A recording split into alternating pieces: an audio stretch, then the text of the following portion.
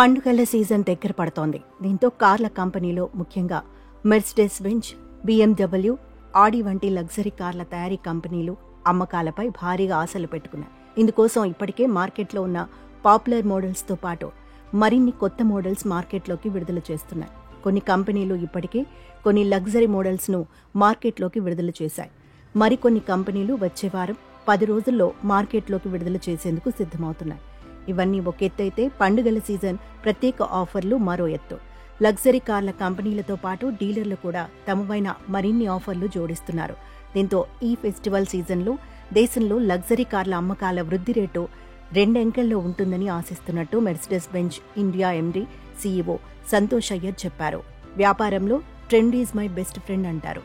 Luxury కార్ల కంపెనీలు ఈ మాటను బాగా వంట పట్టించుకున్నాయి.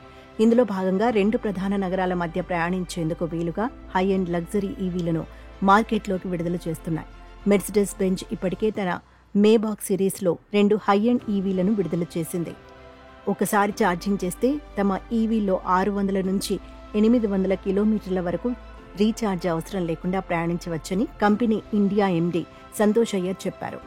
ఈవీలపై కేంద్ర రాష్ట్ర ప్రభుత్వాల పన్ను రాయితీలు కూడా ఇందుకు దోహదం చేస్తున్నాయి. ఇవన్నీ ఈ ఫెస్టివల్ సీజన్లో దేశంలో లగ్జరీ కార్ల అమ్మకాలకు బాగా కలిసొస్తుందని ఆశిస్తున్నట్టు Audi India chief Balbir Singh Dhillon తెలిపారు. గతేడాది మన దేశంలో 40 లక్షలకు పైగా కార్లు అమ్ముడయ్యాయి. అందులో లగ్జరీ కార్ల అమ్మకాలు 2% కూడా లేవు. ఈ ఏడాది మాత్రం ఈ అమ్మకాలు 50,000 నుంచి 51,000 మధ్య ఉండే అవకాశం ఉందని Mercedes Benz India MD Santosh Iyer చెప్పారు. హై ఎండ్ కార్లపై ప్రస్తుతం 28% జీఎస్టీకి తోడు మరో 20% సెస్ విధిస్తున్నారు. ఇది చాలదన్నట్టు రాష్ట్ర ప్రభుత్వాలు 0 నుంచి 20% వరకు రోడ్ ట్యాక్స్ విధిస్తున్నాయి. ప్రభుత్వాలు ఈ పన్నులను హేతుబద్ధం చేస్తే దేశంలో లగ్జరీ కార్ల అమ్మకాలు మరింత జోరందుకుంటాయని కంపెనీలు చెబుతున్నాయి.